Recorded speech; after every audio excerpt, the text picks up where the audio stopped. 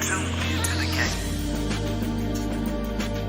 We are the gentlemen advancing the melanin evolution. Welcome to another edition of the Game Recognized Game podcast with RLJ and Kev. I'm KEV, that's RLJ, and we are the gentlemen advancing the melanin evolution, where evolution is revolution. We back one more again, brother Jay. Yo, Yes, 2023 ain't wasting no damn time, is it? Bro, It's like mid to late January already, bruh. It is. And there's a lot happening, bro. Like, rest in peace to Grandma Holla. She was a social Man, that jump broke my heart. But I family mean, favorite. you know. And I was off ancestors social be media, so I ancestors. had to. People were telling me about it like later in the day, and I felt some type of way. I felt like like my great auntie, great Yeah. auntie Holla. She gone, bro. I Like, can see that. I can see that. yeah, it's. Her video's funny as hell, though, Yeah, man. but I think they were funny because we could relate. We knew somebody in our family who was somebody like in our that. family was off the hook like yeah, that. Yeah, just and so it wasn't far fetched. It was like, spoke first and thought about it later, or didn't think about yeah, it at all. yeah. Or someone was like, yo, I live to be X, Y, and Z. I'm not apologizing for nothing. And you shouldn't. Yeah, and so I get it, man. I get it. When older people like say what's on their mind, I kind of appreciate it a little more Yeah, now. Because I do feel like, we don't, shit, man, at least when it comes to black men, we don't get a chance to really grow old like that, man. Yeah. You know what I mean? To grow old let me not say old, but we don't have the platform or the perceived pathway to legit grow older or mature or to have like life experiences, man. Like, yeah, shit, man. I'm still trying to get over Biggie Smalls and Tupac. yeah, The youngins trying to get over Nipsey Hussle yeah, and Gangsta Boo. Goddamn, like Gangsta Boo died. Like, yo, really? yeah. That was tough to hear. Gangsta Boo, dog. It's a lot, bro. And someone was like, "Well, here go 23." Yeah, and I that's started true. laughing. I was like, "A year's going to be a year." But I think, in addition to that, bro, my heart is going out to the individuals who, the tech industry has been brutal. Oh yeah, man. And When it's Amazon laid off 18,000. Microsoft laid off a couple thousand. Yeah. And there were just. The other day, there was like 3 or 4 companies that I was seeing on LinkedIn that were doing workforce reductions. Even Capital One, bro, let go of their whole entire agile team. And so it's my heart goes out to anybody that's impacted by this torrential terrain that we are experiencing right now, especially within the tech industry. Is it like a level setting? Because I'm still kind of stuck in the life visioning book we read with Fair. Bourbon and Books. You know what I'm saying? Like, so I'm not really trying to get into a space to play the victim. Mm-hmm. You know what I mean? So I kind of like when things happen like in abundance all at once, I really do look at it as something that's like higher power. Yeah. You know what I mean? Like, I don't think it's a coincidence that the tech industry, after like years of kind of booming productivity, is now kind of leveling out and laying off people, right? Well, Because I just remember times where I ain't have a gig and I was driving for Amazon like in, 2015, 2016 or whatever. yeah. And people kind of I was like, oh, I could drive for Amazon. Then when Amazon got the trucks and the benefits and all that stuff, and then it's like, oh shit, now you laid off. I read something and it said, similar to what you're saying in terms of like level setting or balancing, tech companies hired too many people, was paying them too much money, and they started to feel that impact. That's fair. And one person gave an example. He said this job, I can't remember the title. He said at Meta, Facebook, $438,000. $500,000 a year. I'm gonna round that up, brother Jay. Okay, so that's he a said $500,000 a year. This same job, and he listed the other company. He said comes in at 138. I hope he got in on the ground level and was able to milk that bad boy for a little bit. So if he did get the Facebook role, he said the issue is that these individuals who have been laid off from these tech giants are going to be going to the next company expecting a duplicate. The $500,000. Yeah. When really the job really equates to, right, the smaller company. And so he was like, that's the problem. They were hiring too many people. They were hiring them too fast, in abundance, overabundance, really. And they was paying them way too much. And now when things need to be balanced out, the only way you can balance it out is if you just get rid of them. Damn. And zero it out. Yeah, he said, but what happens when now you have a need to bring all these people back or all these positions back because you see that, no, this was vital to the business. It was essential. Yeah. No pun intended. What are you going to do now? Like, yeah, this job is now coming in at 190, 170, 150. Like, are you going to be able to get the talent? Your expenses is at 500,000. Yeah. And so it's like, there's a whole lot of things. And he said that the universe is out of balance. And he says he's seeing this as a way of like universe getting things back in balance. And he said whenever that happens, he said, well, think about it. He said, well, think about a seesaw when you was a kid. When it was out of balance, somebody got hurt. Somebody nuts was gone. Yeah, he said if he was a male on the seesaw experience was never good for me, Brother Jay, because either you get dropped off, like somebody, like you up in the air and then somebody get off and you crash down, or you trying to get on it and then next thing you know, somebody get on too fast and they crack you in the nuts. I hate it. I never liked the seesaw, ever. Ever. It never ended well for me, man. Drama. I probably should have way more babies than what I got now, man. I only got one. And I don't know if some others out there, but I don't think they are. But I'm pretty sure they would let me know if they was out there. We're gonna delete this from the evidence. But what I was saying was, but my point is the seesaw, yo, that shit would kill your childbearing productivity if you was a dude, man. I'm just saying. And that ties into my point, meaning when things were out of balance, someone got hurt. Yeah. So in order to get things back in balance, right, there's going to be some casualties. So you saying like to get things back in balance, like you got to get kicked in your nuts? That's not what I'm saying. But when things are out of balance, sometimes there is pain when things are readjusted. But right? Ain't no pain like getting kicked in your nuts, Brother Jay. I don't. Well, let me say. I get women talking about childbearing and all that stuff. So that's what I was going to say. I don't be trying to debate with them, Brother Jay. I don't try to debate with them. There's no pain that I have experienced like that of being. I tell you one thing: they've never got their nuts kicked in or they nuts grabbed inappropriately or some shit like that. It hurts. I'm not continuing that conversation on this podcast. No, it's all right. It's all right. Shit. Nope. Sometimes they the culprits behind it. But I'm just saying, like, yo, it's excruciating. Absolutely.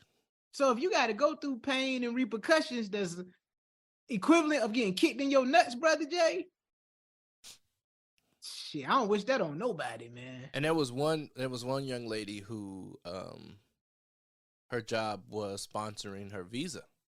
Oh, and yeah, so she was on like an H-1 visa. Yeah, and so she has 60 days to find full-time employment that would sponsor her. Damn.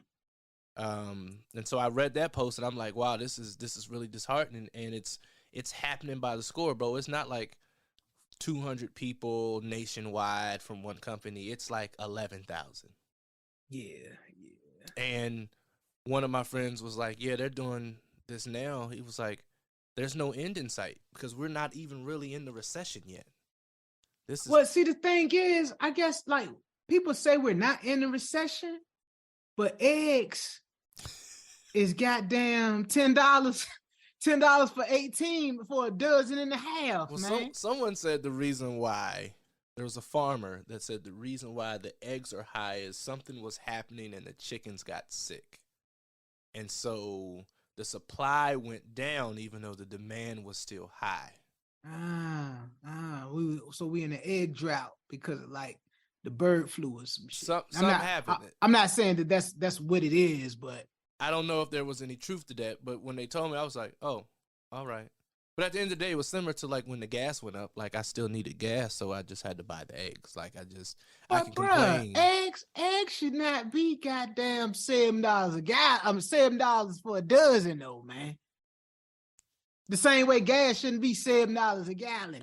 I'm with you. But at the end of the day, I was like, do you want the eggs or not? That's what I told somebody. Damn, man. We was in the store. Oh, she's like, Lord. I just can't believe it. I was like, well, you can stare at these eggs as long as you want. The price ain't gonna drop. So you either pick up a carton or you just keep it moving. Hey man, that I wouldn't say 3 for $15 because that ain't really a deal, but I probably say like four for $15, man. Put them joints in a little Ziploc bag, 4 for $15, man. Shit, man, I'm Nino Brown in the hood at this point, man. Facts. Like 4 eggs for $15. People are buying. A lot of stuff is increasing. Especially if it's like next door, you ain't gotta go nowhere. It's like, oh well, hell, man. Or they can't. I want a BLT. Let me go holler at Kev. He got it on the low. Man, I ain't gonna lie, man. I'm about to start bagging up these goddamn chicken embryos, boy. And go on Instagram, get me an OnlyFans page and say, look, man, I got it for the low. Not an OnlyFans. All the eggs. That's where we at right now, brother Jay. Between eggs being like $8 for a dozen, man, and then you got the floods out in California, man. That shit is sad and crazy, but it's wild because like, yo, it was a drought. It was legit like a 3-year drought, and now it's flooded, and people still mad. Like I get it, you know, nobody wants a flood. But I'm like, damn, yo, how do you evaluate the benefit and the reward behind that? Like, I give you an example to probably make it more real time. Had a friend on a group chat, and the friend goes, well, yeah, I had a hysterectomy, and so the baby factory is closed, right? And I was like, well, I said, real rap, I don't know how I'm supposed to respond to that because I hear a lot of women say, you know, the baby factory is closed. It's like, are congratulations in order? Or, you know, some things women go through things. It might be a health thing or whatever. But it's like, yo, how do you respond to that? Like, how do you respond to like the benefit of like some shit not being the way it's supposed to be? Mm. But it's more so like, is it congratulations? Is it like, and she was like, no, well, it's congratulations for me. Because, you know, she had some other issues associated with it or whatever. But I look at it like the same thing. Like, yo, how do you respond to like things not aligning the way we perceive it, that it needs to be aligned in our mind? That's good. That's a good question. And I think that depends, bro, and where you are in terms of your walk of life, right? And so, you and I, we share a commonality. I think you were spring '99. Oh, in terms of Greek shit, yeah. Oh yeah. Way before you, bro. I was still in school. Like, I was still in school, but I'm fall 05. But we have a commonality because we've been in a situation to where we had to see the light and find the light in the darkest hour. The process made us do this, right? We had to figure it out. That's fair. Yeah, that's something fair. happened. Regardless of what the process was, you had to figure it out. Yeah, that's real. Right? And I think we've been programmed, if you will, even though the situation is bad, out of the night that covers me, black as the pit from pole to pole. We had to figure it out. And we recognized that we couldn't keep staring in the darkness thinking that the light was going to come. We had to go to where the light was. And I think transferring that to, like, even with everyday situations, like, yeah, they were in a drought, and so people were complaining about the drought, and rightfully so. However, the people that were complaining, there was nothing that they could do to end the drought. Yeah, right. Yeah. Nobody was getting on the ladder, climbing up on the cloud, and turning on the supply. Like, it was out of their control. And I think a lot of times we tend to complain about things that we don't have control over. And we focus our energy, our efforts, and our thoughts on things that we don't have control over. So in the flood situation, yes, two things can be true. You can be glad that there is now water so that the ground and the earth is no longer experiencing a drought. Mm-hmm. And you can be sad that because there is a lot of water, my car got taken away, that there's tragedy happening. Yeah. So two things can be true at once, right? Just because something is unfair doesn't mean it's untrue. I get it now, man. Because I guess the comment that was made, I mean, granted, she came back and was like, "Yo, it's good for me in my situation." But it's like, yo, when women say that, it's like y'all, women are thinking at another level than men are in terms of their reproductive system and everything. So it's kind of like, yo, if somebody says the baby factory is closed, I know niggas they'll jump for joy. Well, and I think it's a case-by-case situation, right? Yeah, you know what I'm saying? And like, so I don't know. It could have been also, that could have been her way of accepting the fact that it is closed, right? So outwardly saying it, maybe in a joking manner, it may be a coping skill. Like, maybe she had a desire to have children and now she can't. But she had kids. Maybe she wanted more, right? And so, like, maybe. That's why I was saying it's a case-by-case situation. We don't really know what that means because, yes, it could be a good thing because health-wise. Yeah, and that was my response. Was like, I'm glad you're healthier, and you know, I'm glad you were in a better space. Yeah, you know what I'm saying. That's how I would have left it. Yeah, because I would have felt weird too. Like, oh, well, is this a celebratory? I wouldn't have asked. I'm like, oh, I don't know. But see, you know, but that's me. I asked because I'm just like, all right, well, I want to make sure that I oppose you in the space. And that's and acknowledge you because I appreciate you sharing something like that with me. Yeah. You know what I'm saying? And I think that's fair. But going back, I think that's still a situational thing, right? Some men will be like, oh man, can't make no more kids. And they're saying that because eventually, like the little engine that could, I think I can, self-fulfilling prophecy, the longer you say something, the more you start to believe it. That's fair, man. But goddamn, bro, I mean, if anything, I felt relieved for her because shit, she my age. She might be a little older than me. So it's kind of like, man, shit, ain't nobody trying to have no goddamn kids. You know, if you got kids or whatever, anybody trying to have no kids like in their mid 40s, late 40s, you know what I'm saying? Like, shit, unless you Janet Jackson, you know, you 50 years old and you have a baby and you get $1 billion and you know you ain't really gotta do the good child rearing thing. You just gotta show up. Because you got people to do that shit. Yeah, you just gotta show up and smile. Hey, and go on tour. But I don't know. I think it's all in where you are in terms of your walk of life, right? Like if the health benefits outweigh, right, like the side effects. Facts. Yeah. Depending on who you are, it could be a good thing. Even if the health benefits outweigh the side effects, you could still be devastated that, like she said, the factory is closed. I think many people haven't really been operating in the space where they utilize the conjunction and. We've been trained to utilize the conjunction or. Yeah. It's chocolate or vanilla. It's sweet or sour.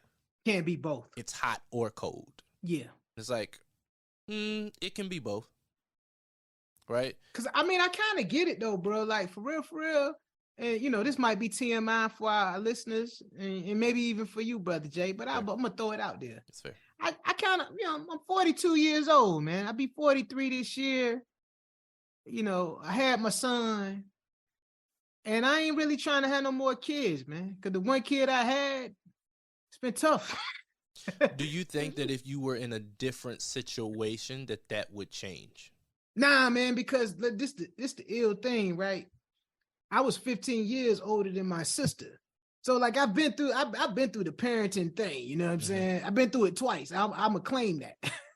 and even with my brother now, my brother is 15 years younger than me too.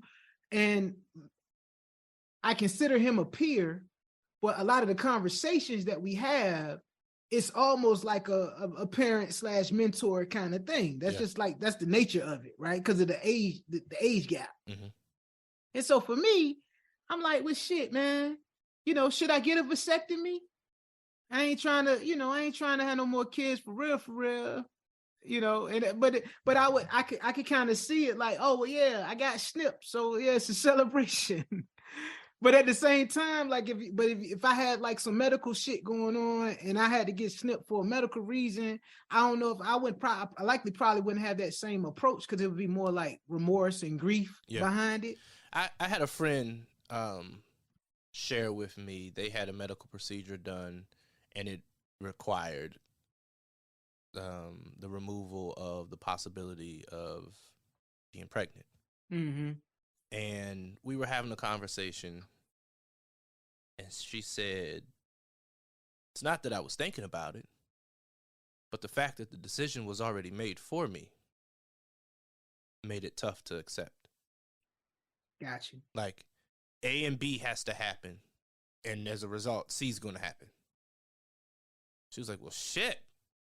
If I change my mind, like, I don't want any kids now, but say I get into a different situation and then I start to say, oh, my mind is now changed, but I can't.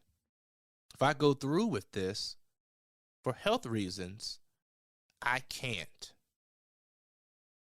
And so the decision was made for them. I think they're slowly, this has been a couple years, I think they're slowly to the point now where they have accepted it is what it is. But there's still this thing, like, I didn't have a say in this. Like, I didn't say, oh, I don't want to, let's do A and B and C. It would make you feel a different kind of way if you didn't have a say. Yeah. And she was like, I'm grateful that my health will be greatly impacted by this decision, but I don't have a say in this. Like, that's real. If I want to live, I have to have A and B. And in order to get A and B, C has to happen.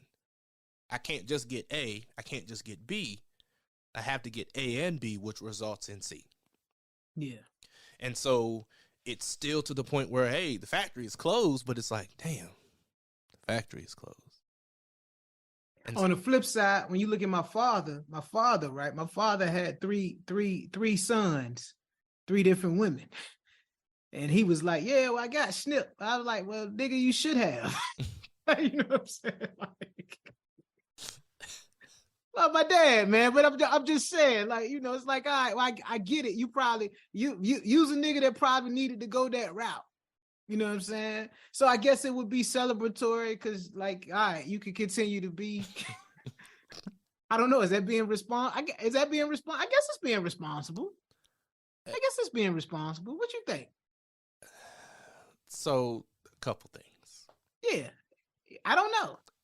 It could be a sign of being responsible if you know you have poor judgment and poor decision making, like unhealthy behavior. If you're going to engage in unhealthy behavior and you know you're going to continue to engage in unhealthy behavior, so you're like, you know what, I'm just going to get snipped.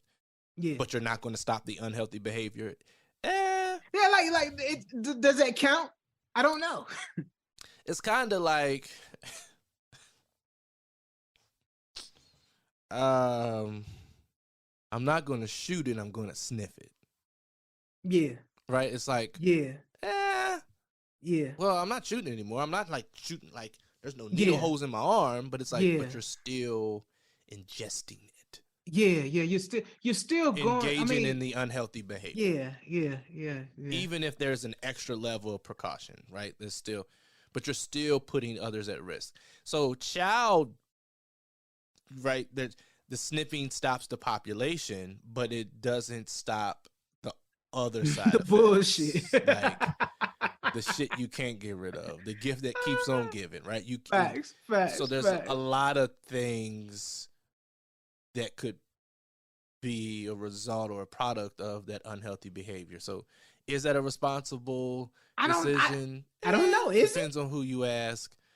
I'm looking totality wise, like yes and because I don't think it's just a, oh well, I got this so I can still bang bang bang, right? So let's be smart and make healthy decisions around that, and then I could see this as being responsible. And see, my healthy decision is my responsible decision because I know, like, I'm not. It's not gonna be a good look for me if I'm an old dad, man. Yeah. Ain't no coming back from that, B. That's fair. But listen, you may find somebody that changes your mind. No, ain't Changes nobody gonna your change my heart. mind, brother J. No. I'm scarred. And Go ahead. I love my son. I love my son. Hey man, it took a lot for me. Brother Jay, it took a lot. It took a lot for me to have my son and just see him grow up and stuff. You know what I'm saying? So I love my son, you know, but at the same time, bro, I ain't trying to live that life. I ain't about that life for like the next 15, 20 years Summers, of my life. the next 15, 20 summers. 15 summers, man. Yeah. Damn. Yeah. No, I ain't so me per se, I'm like, I'll get snipped. I think it'd be best. I'm talking this shit out loud, by the way, brother Jay. So you know, don't feel no way about it. But I figure this is a safe space. Safe space, brother. You know, I tend to stay in the middle when people are thinking out loud and processing. Yeah, man. You know, just so because I don't want to agree with you, and then you do it, and then you like, man, you said that was a good idea. Oh no. This is a personal decision. Yeah, I don't want to influence. No, this is a personal decision, man. Because I'll be straight up with you, man. I'll be 43 in November, man. And I ain't gonna say God forbid, because I don't know what God. Because if God ordained it, then you know it can't be forbidden. But I'm just saying, like, bruh, it ain't gonna be a good look. It ain't gonna be a good look for Kev if I got a fucking 17-year-old, fucking 17-year-old and a goddamn 2-year-old. I'm gonna be a miserable motherfucker, man. I'm in the prime of my goddamn life. People probably will look at you like, bro, what? They gonna look at me like I'm crazy. They gonna look at me like, yo, B, what's like, yo, you like word? That's what you about. People ain't gonna have no sympathy for you, brother Jay. They gonna look at you. You know, stranger things have happened. That's true, man. But I don't want Stranger Things happen on my watch, man. Yeah. I'll stream that shit. Ain't it a show called Stranger Things? You know, I've never seen that. I've never seen it too, man. But I'd rather get the subscription to whatever platform it's on. It may be on Netflix. I don't know. It is. Yeah, I gotta get on net. I gotta get back on Netflix because they got the Eddie Murphy movie, You People, with my man from Superbad and Lauren London and Nia Long on Netflix. I think it come out end of the month. You know, I love Nia Long, and I love me some Nia Long. Did you watch The Best Man final chapters? Man, I watched The Best Man final chapters, bruh, and I enjoyed it. Yeah, I actually enjoyed it, but it was scary because I have lived a lot of the situations that they have. Should you be saying this on the podcast? Huh? Should you be saying this on the podcast? It's okay. It's all right. I mean, the shit. It's statute of limitations. Yeah, the best man. Damn final chapters. I mean, shit.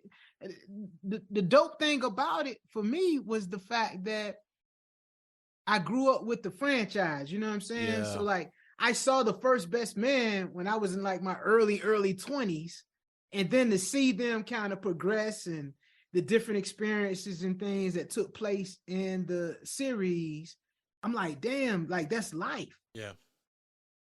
I think that's what was good for me. I smiled while I was watching it, right? I enjoyed seeing this group of friends evolve throughout all of the best men works of art, and so it was surprising. Your paper versus your purpose, right? Or you trying to find meaning by being just out in the world with a lot of different people, and it's not bringing you fulfillment.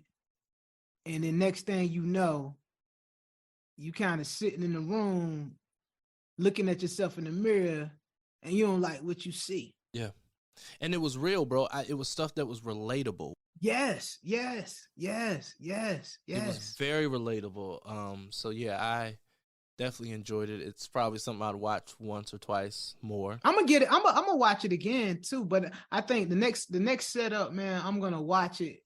I'm gonna watch it with my lady, and I'm gonna watch it from the standpoint of like I'm gonna watch all of them. I'm gonna watch like the first one, the Best Man Holiday, Mhm. then watch the series. Cause I enjoyed it, man. It was nostalgia. It was it gave me the opportunity to reminisce. Yeah. And then, I mean, real rap. Like I grew up with Morris Chestnut. That was Ricky in Boys in the Hood. Yeah. Neil Long was in Boys in the Hood. Yeah.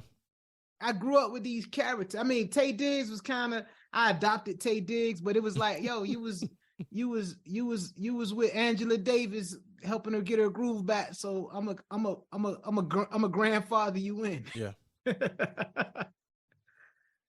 Goddamn Sanaa Lathan, man. That's Love and Basketball right there. And Brown Sugar. And Brown Sugar, you know what I mean? And even They don't Regina, make movies like that anymore. They don't even make Regina TV. Hall, man. Yeah. I love Regina Hall. Like I just love her from the first Best Man when she was Candy. Yeah. Candy. So I grew up on the characters, and then man, shit, Terrence Howard, man. You know, I'm trying to just not look at him like DJ from Hustle and Flow.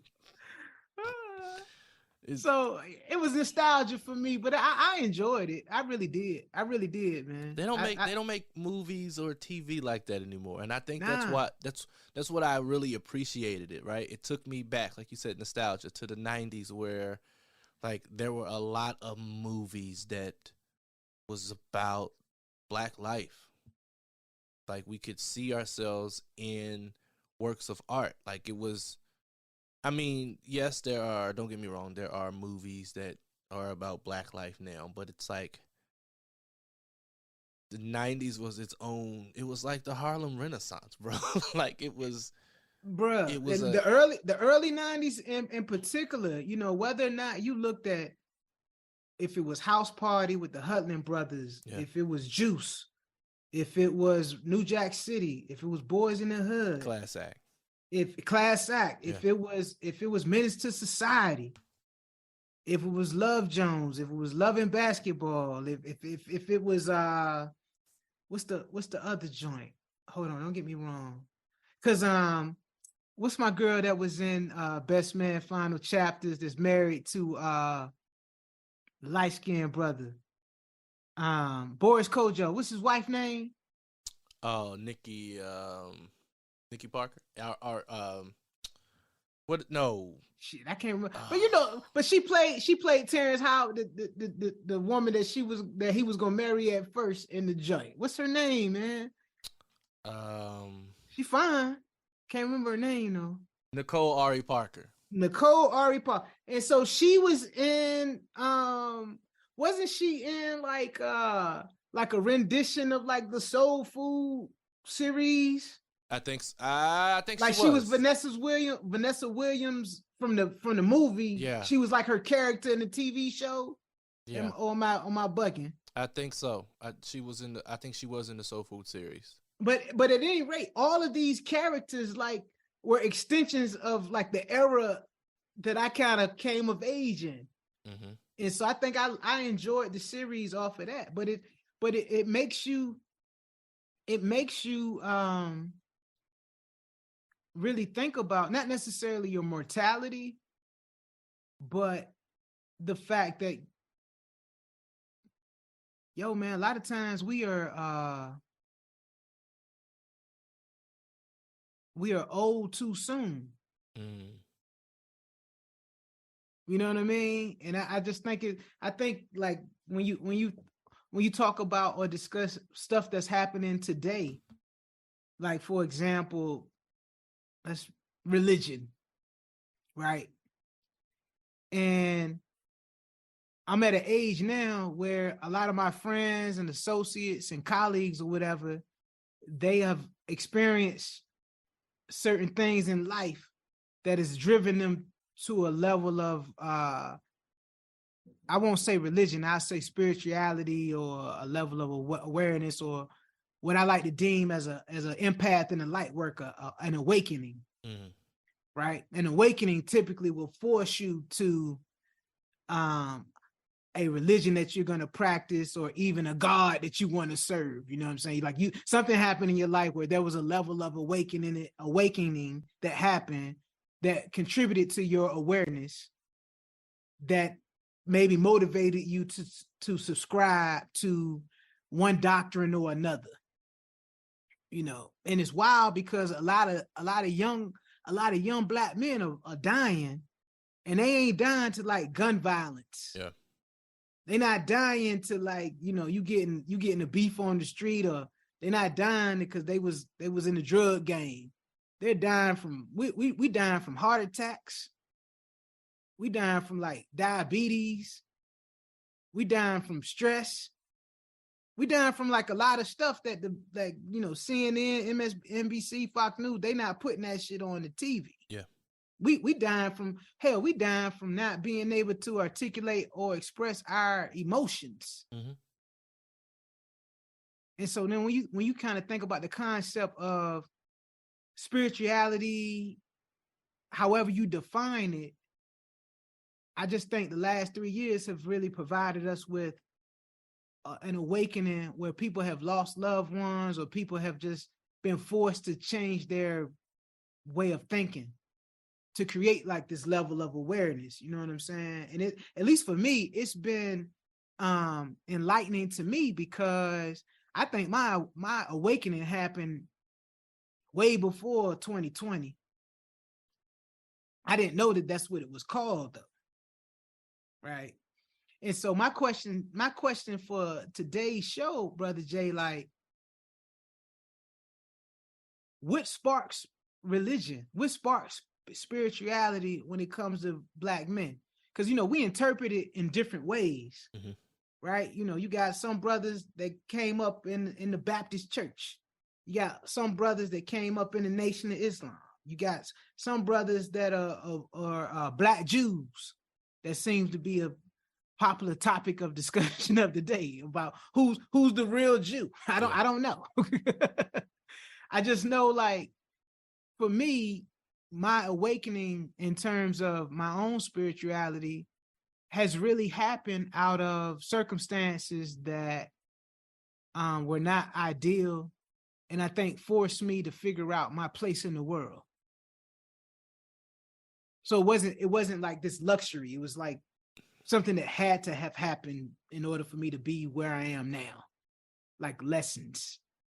I think we're all given several opportunities to take advantage of like a spiritual awakening. And I think it happens for different people, different stages. Some people accidentally run into it and they see the light like that. Sometimes it tackles you and it's in your face and you have no choice but to see it. And then sometimes I think of a few of some of my friends in college. Their awakening happened in segments. They were exposed, and then they left. Then they got a second exposure to it, wherever they were, and they continued. They never forgot the first exposure or the second exposure, but it didn't matriculate into anything. And then I think something happened that force them to go or pull from the things that happened in the first exposure experience, tie it to something that happened in the second, so that they can make it out of the third. And I think That's real. that's when they realize, this whole time, like, I kind of been running from this thing, but had I just openly accepted it, I could have been in a different space. I don't think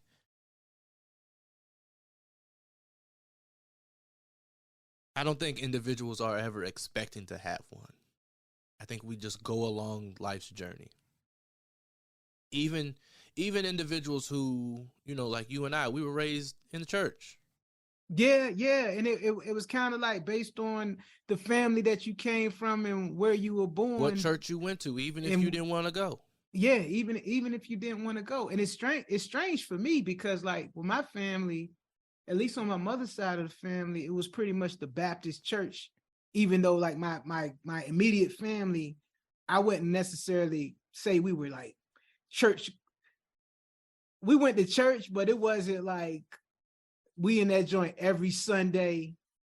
Yeah. But when we went, my grandfather my grandfather made sure that he got me there in time to go to Bible study, and before the main thing. Yeah. And then even when I was going to church with my mother, she still made. Maybe it was like inherited parenting. Yeah. Because she made sure I got there for Bible study. And I'm just like, yo, I'm in this joint with grown people. I'm like 13, man. I got nothing in common with y'all, man. And I think, like, John so loved the world that he gave it, for God so loved the world that he gave his only begotten son. And I think, like, John 3:16, like, that was like the first scripture that I ever remembered, right? But I was in the class with like grown folks when I was like 13, 14. But I think it's, when you think how history and traditions are passed down, like, it's cultural. Yeah. It's like language. Yeah, and even individuals, like, I laugh because I say every family got a drunk, right? Every family got that drunk cousin. Most families got that drunk. Yeah. Most families. You at least got one. That's a fact. Right? And I told someone, I was like, even the drunk knows that you got to go to church. They know where their foundation is, right? On Mother's Day, Christmas. No matter how much definitely they out Easter. There playing with the devil, as the old folks used to say. Like, if Big Mama say we all going to church as a family, they going to come, they going to be clean, and everyone's going to be impressed. And Uncle going to hold it together until benediction. Then after that, Uncle going to reveal who he really is. And everyone just knows to go on, and life is going to continue as normal. But I think it's that framework that people don't escape from. The challenge for me was, brought up in the church, attended different churches with different denominations and seeing different traditions and what have you, was coming to terms that religion does not always mean spirituality. Facts. I had to learn it the hard way. And I think it was tough, right? It was tough for me, especially once I went to college and started taking like religion classes. And I started to engage beyond the surface with individuals that practice different religions and were from different cultures that had different religions, and thinking about what they did religiously within their cultures with the different religions, right? And I started to say, oh, two things can be true at once, right? Like, indeed. Right? Like, I pray, you pray. I can't tell you that you're praying to the person who you're praying to is wrong. You can't tell me who I'm praying to is wrong, because it's about relationship. And then when you grow older and you add more knowledge and experience, life experiences, you soon find out that we are all on the same road, but we are just using different languages to refer to the things that we are referring to. I'll add something to what you just said, Brother Jay, because you said when you have a level of knowledge. Mm-hmm. But KRS-One, I watched the video on YouTube, and KRS-One was talking about how hip hop is becoming a form of spirituality by way of how hip hop kind of was the rose that grew from concrete. And poor black people identified with hip hop because it was anti-establishment.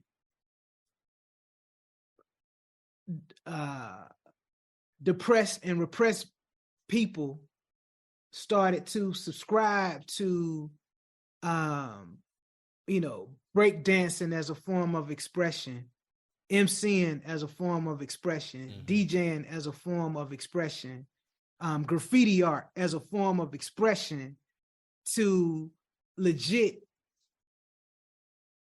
create a tapestry of what their soul and spirits were going through at that particular time. Yeah. And it was intriguing to me the way he framed it, because he basically attached hip hop to a level of like metaphysical spirituality, right? And he was talking about, when you think about the concept or context of words in America, it's all of the words and how we communicate and our level of understanding essentially comes from the English language. Yeah. However, as you and I both know, Brother Jay, our ancestry goes well beyond, well past the English language, or the existence of the English language, or the existence of Christianity, or even the existence of Islam or Judaism. When you talk about Judaism, I think Judaism is what, 3,000 years old, 3,500 years old. Christianity is 2,000 years old. Islam is, depending on the how you practice Islam. Yeah, it might be 1,500 years old, or it might be 7,000 years old. But even still, it's beyond that, right?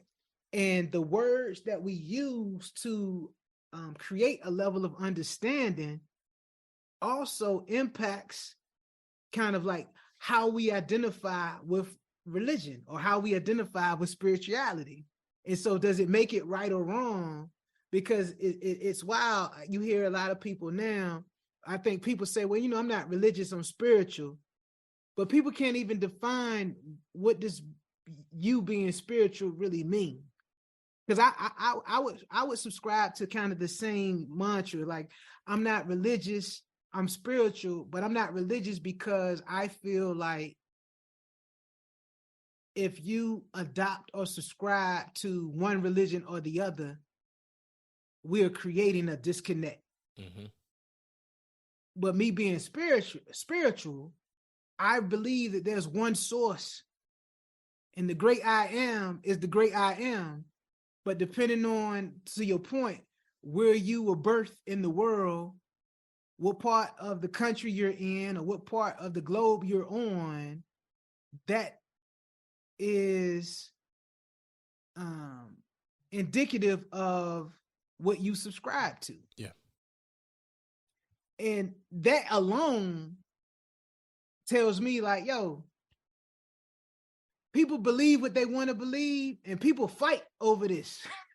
People get mad over this. People like really come to blows over this. And at the end of the day, somebody's going to be wrong.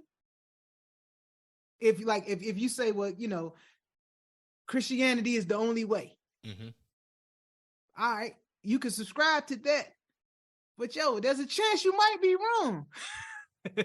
If they're like more Jews than Christians. Yeah. Right. You know what I'm saying? Like, I don't know, but I use that as like a very elementary example, but it's kind of like, I believe that it's one source, and I believe that everybody interprets said source, God, in their own mechanisms or ways. But I believe like the one God is the one source of energy and light. And so people talk about the universe, and then people talk about Jesus, or people talk about Muhammad, who was a prophet, who was a son of God, blah, blah, blah. I think we come from one source, and depending on when you were born, where you were born, how you were born, that dictates what you subscribe to. But I also think like it gives you a barrier, because for me, if we all come from one source and we're all made in God's image, real rap, most religions will tell you we are made in God's image. Mm-hmm. So at the pure foundation, if they say God is love, we were made in God's image, then I think most religions have more in common than we have in our differences. But that's like a subscription that I have adopted in my own way through my own journey, because I do believe like, we're more alike than we are different.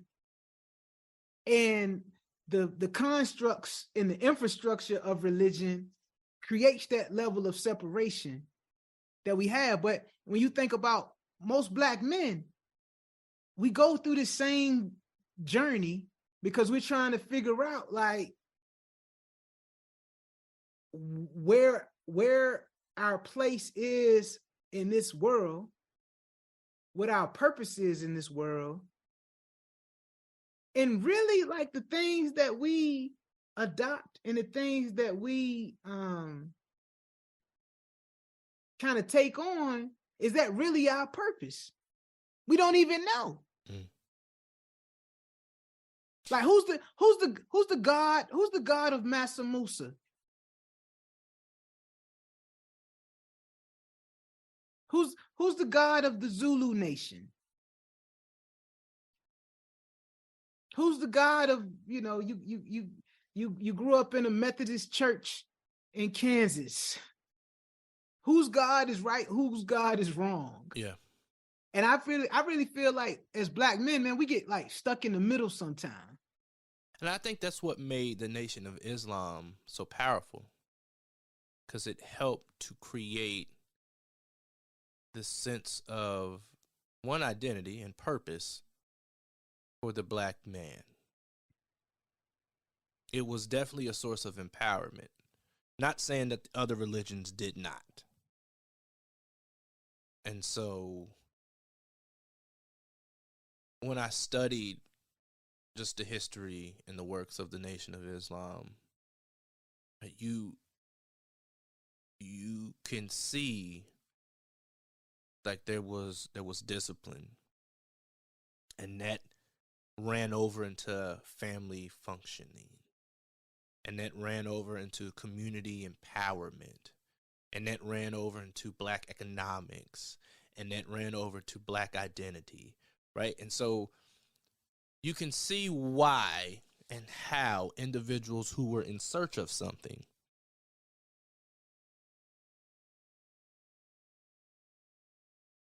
got connected to the nation.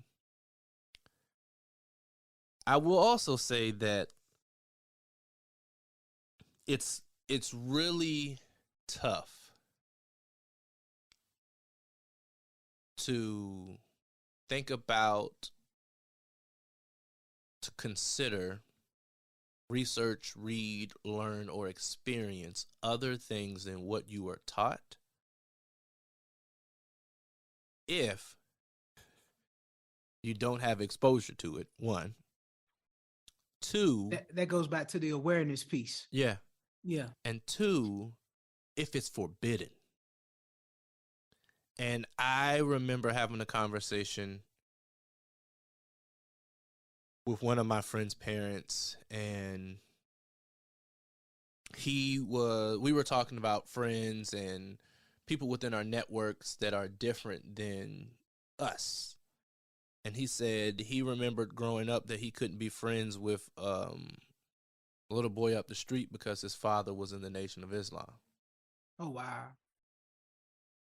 He said my parents, like, they forbidden me to engage with this individual. He's like, and we were friends.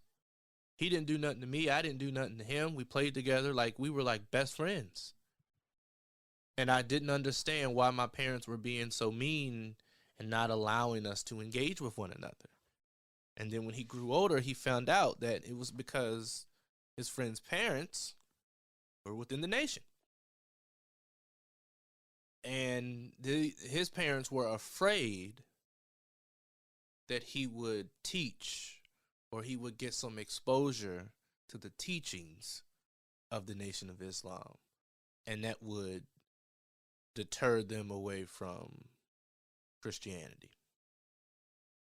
That's that's unfortunate. But it happened all over the place, Kev. Yeah, like, yeah. I've gone through similar experiences, even in my own community. You know, like, so, you know, on my mother's side of my family, it was pretty much Baptist church early on. My father's side of the family, you know, is Jehovah's Witness. Yeah. Right. And I had to like do reconciling with myself, like, you know, especially when me and my father were estranged. And I'm just like, yo, I ain't messing with none of y'all Jehovah's Witness, because if he a Jehovah's Witness, then y'all ain't about nothing. Yeah. Right. But at the same time, like, I had next door neighbors in the neighborhood I grew up in that were Jehovah's Witness. Mm-hmm.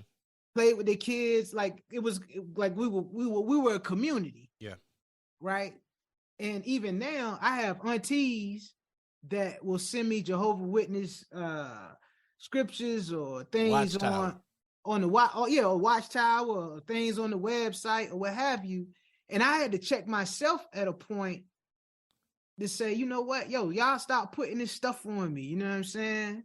Like, I know God, I know, but I had to kind of reframe it, because it's like, yo, the fact that they think enough of me mm-hmm. to want me to be right, regardless of whatever they subscribe to, they want me to be right and be covered and experienced. Like, that comes from a place of love. Yeah. You know what I'm saying? And I think people kind of get that misconstrued when people get on the spiritual path or religious path, and maybe they're trying to bring people in X, Y, and Z. Come on, bro. You know how we do, man. Like, word, like, yo, you in church every day. Yeah. You at the temple every day. You at the mosque every day. You Be like, yo, every day. Like, yo, come on, man. It's life out here. Yeah. But the fact of the matter is, I think we have been programmed to not see those specific transactions from a place of like love or like responsibility. You know, because I look at witnesses out canvassing and things on a Saturday morning. I look at it the same way as my nation brothers out selling incense and oils and the final call and bean pies. Yeah. I look at it the same thing. Like the concept of spirituality and the God that has covered them, they see something in me. They want me to have the same experience. Like, that's love. Yeah. That ain't hate. You know what I'm saying? That ain't hate. That ain't like I'm trying to get on your nerve, even though we make jokes and things like that. But at the same time, I kind of look at it like, yo, everybody love in a different way. Everybody got different love languages, man. So why wouldn't religion be the same thing? Your love language is Buddhism. And I think that you're a Hindu. That's your love language. It's okay. And I think that's the thing, right? That's the thing where, especially within the Black community, you do something that's against what you were taught. Oh, all hell gonna break loose, man. You know it. You breaking up the family. You know, this ain't what Big Mama would have wanted. Like, the guilt will come, and it's like, I never said I was leaving the church. Yeah. I said I'm seeking a more spiritual relationship. But then the more you are exposed and educated and you get to know people, you get to see that a lot of the individuals who were like going to church religiously were just going to church religiously. Man, they were just going to church because they were creatures of habit. That's it, right? They was going to church. They was going to church because somebody told them, and I'm not letting anybody off the hook, but they were going to church because somebody told them if they didn't go to church, you was going to hell. Yeah. So what you want? What you gonna do? Or somebody's grandmama said on her dying bed, just make sure you go to church. Yeah. And so that's why I'm still going 39 years later, right? And so you hear all of these stories and we hear all this thing, but it's once you start to have a moment of reflection inwardly and you start to recognize that this religion thing is just a set of rules, but it's about relationship. And then you start to see individuals who have been forcing you to behave a certain way, do a certain thing. And like I told someone, I said, if I based what you said and what I saw you do as the true and pure representation of Christianity, I would run far from it. Mm-hmm. Because you're telling me one thing, but I'm seeing you do everything that I'm learning about on Sunday morning that we shouldn't be doing. And I told or people you will use that against you because they'll say, well, you're a babe in Christ. You don't have the relationship that I have. Yeah, you ain't been through it. No, you got to keep on living. And it's like, but bro, and then when you get older, you was like, oh, you was straddling the fence. You wasn't ready to fully commit into something, right? Like you was trying to be out in the like what you was trying to dance with the with the devil under the pale moonlight. Yeah, like you was doing too much, right? It's like, yo, you can't sleep with the devil and expect God to pay the rent. Like you got to figure this thing out. Hello? You got to figure this thing out. And I started having conversations with people who were trying to tell me how I should be spiritually or what I should be doing in terms of church and my relationship. And then I started to hit them with the Uno reverse. Let me ask you about your relationship. Let me ask you about what you're doing in the church, right? Do you know why this is done, or do you just do it every Sunday because that's what everyone's supposed to do? Mm-hmm. Like, are you just repeating this, or do you really know this? And then it was detached from those individuals and just focus on my relationship in terms of who I know God to be in my life and what that relationship looks like. Because some people use God for clout, B. Oh, absolutely. I'm gonna just keep it a buck. A lot of people use God for clout. Yeah. I done had many cases where somebody say the Holy Spirit told me this or told me that. And it been like, nah, you told yourself that.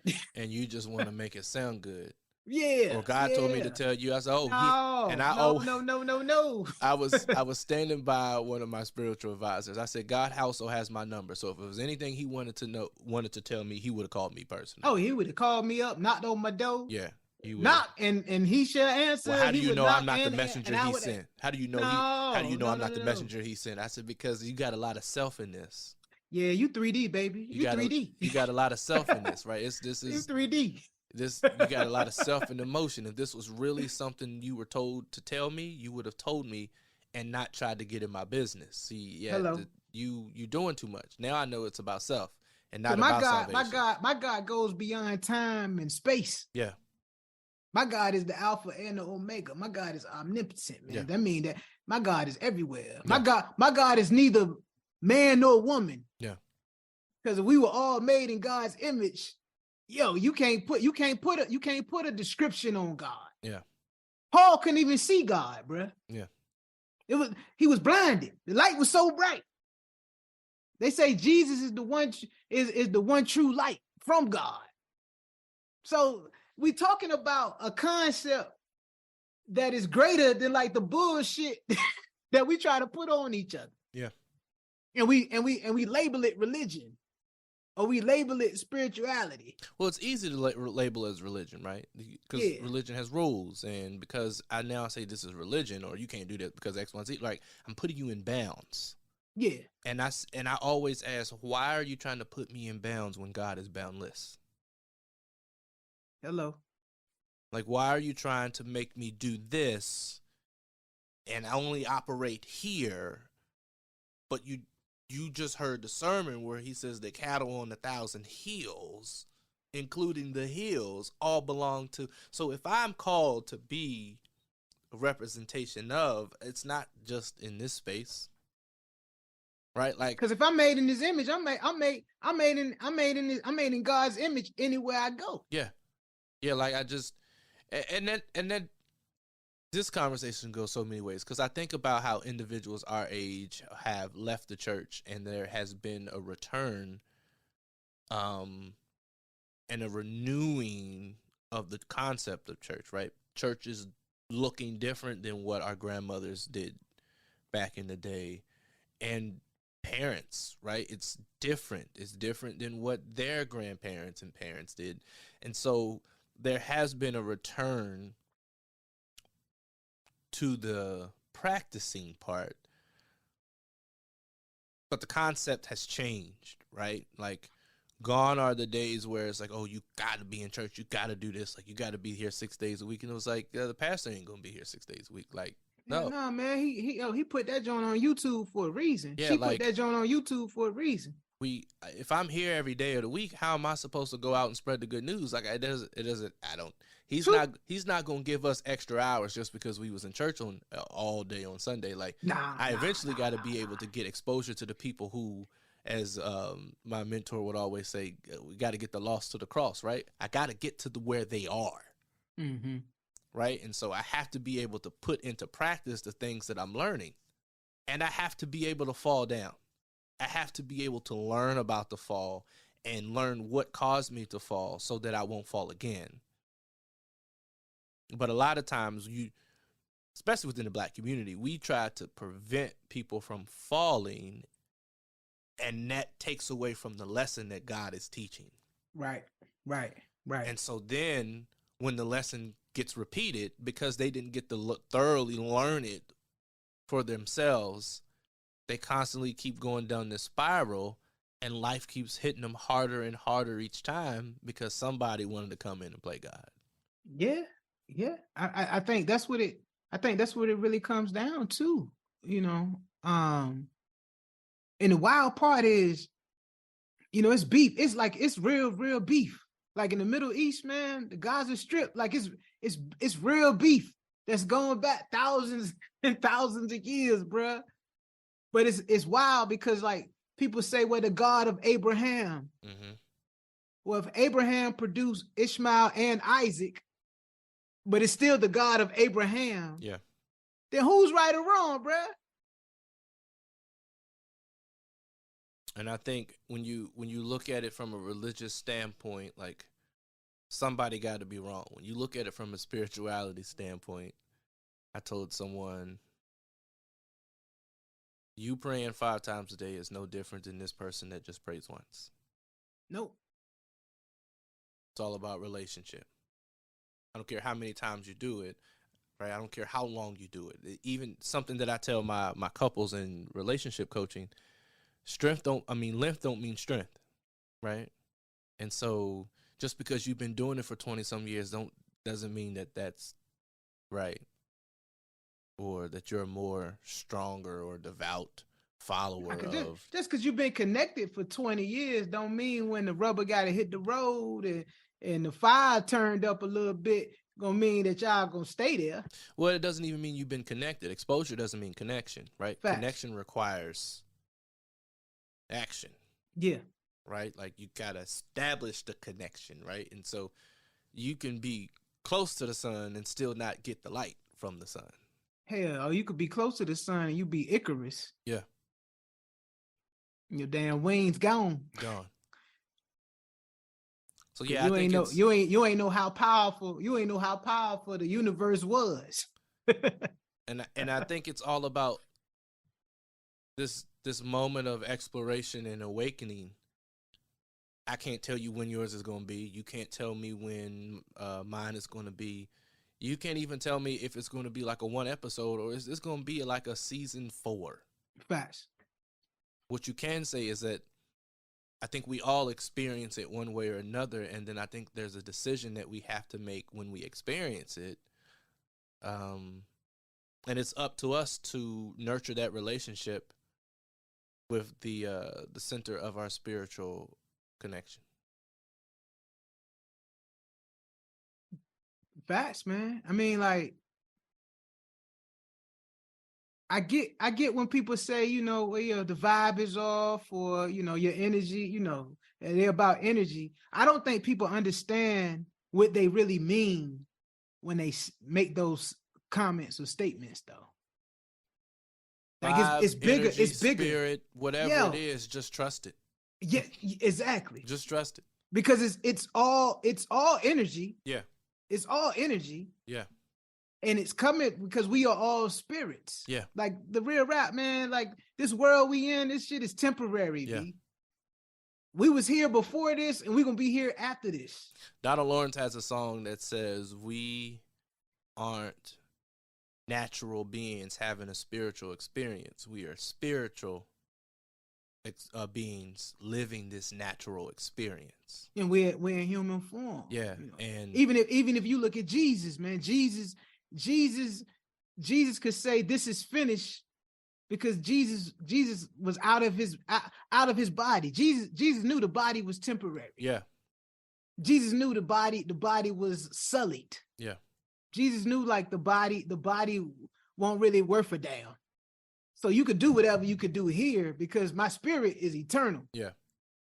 And I don't know, man, like that's my level of awakening, and I don't know how we got on this subject, but I really do feel, with the turn of the new year, like people try to get in their own little lane. They try to get in their lanes about, what you're going to do, what you're going to stand on. And I don't know, man, I think people throw around religion and spirituality like it's something to play with. Yeah, I encourage people. Spirituality is a journey that you have to take by yourself. That's real. You got to take it by yourself, right? I remember my grandmother once said, she was like, I can't get you into heaven. Mm-mm. And I never understood that, right? As I heard her say it all the time, and somebody would say something, yeah, because she goes, oh, I can't get you into heaven. And as I became older and more spiritually aware, I recognized like that just because my mother believes doesn't mean that I got a reserved seat in heaven. Oh, just because they pray for you don't mean you don't have to pray for yourself. Yeah, like this, it's personal. I have to engage in this relationship regardless of the religion, right? Regardless of what religion you practice, you have to do it for yourself, right? This spiritual journey that people hear about, like this is something that you got to move your feet on, right? You have to do, and it requires a lot of inward work. It's not I say a prayer in the morning, I say a prayer at night, and I'm kind to people. It's more than that. Because when you are engaging in this spiritual journey, recognize that there's going to be spiritual warfare. And this ain't no cakewalk, right? Like, nah, man. I remember somebody was like, yeah, I got baptized now. Life's going to be easier. I was like, you just made a public declaration of your faith. It's going to get harder. Yeah, regardless of what you subscribe to, and regardless of your doctrine that you've adopted and adapted to. Nah, man, that just means like, yo, people coming at you. Yeah. So I get it, man. I don't know, man, but I feel like this year I wanna be more connected with my own spirit. You know what I mean? I want to be more connected with the source, because I know I'm here for a reason. I know I got a purpose, and my purpose need to be executed while I'm here. Absolutely. Like that's what I feel. That's kind of like in the affirmations I've been saying and stuff, man. As empaths, as light workers that we are. Yeah.